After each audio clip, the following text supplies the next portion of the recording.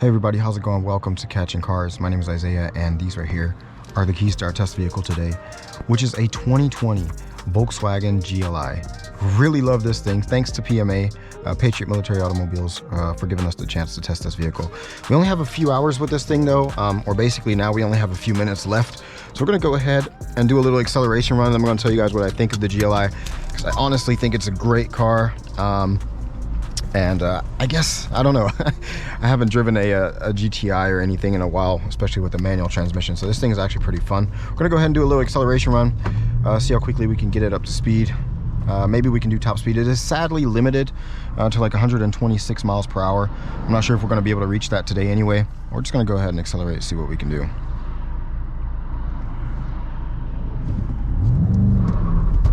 A little bit of wheel spin there, because it is a front wheel drive, of course.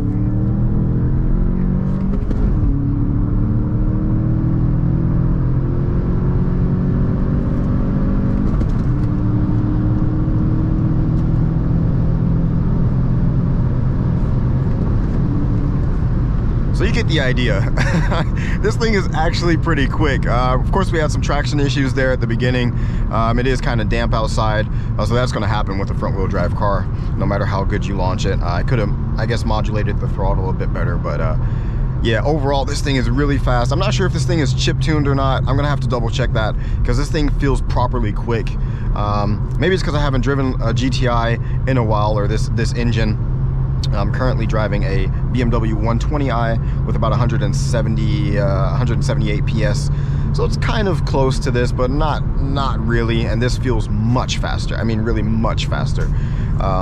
So that's why I wanted to come in and do a quick video real quick, because this new Jetta GLI, or they now just call it GLI, is an insane vehicle. And I'm kind of biased because my first vehicle was actually a Jetta GLI, or actually the European version, with this same engine, the EA 888 engine. And yeah, just insane. I mean, of course, it's no crazy rocket shit. I've driven a lot faster vehicles, but this thing is a lot of fun, especially with the manual. I really always love the DSG in most vehicles, but for some reason this manual just feels really nice and notchy, and it's just really fun to just roll your gears, and this thing just gets up to speed very, very quickly. So overall, I'm really impressed with this vehicle. Of course, this infotainment is kind of the cheap version. It doesn't even have a navigation system. It's kind of old and dated, and material quality is decent, I guess. You got some soft touch here, some fake stitching here, some soft touch. This is, of course, a US spec vehicle, because they don't have these in Germany or in Europe. Soft touch armrest, really soft there, but then you got hard touch plastic here as well, and here, everywhere else. I think you have some ambient lighting here that goes through here. Looks pretty nice. And you have some ambient lighting on like the door sills as well. So when you open the door, you'll have like a little light there as well, and you have some ambient lighting here. So overall, a really decent vehicle, what we come to expect from most Volkswagens.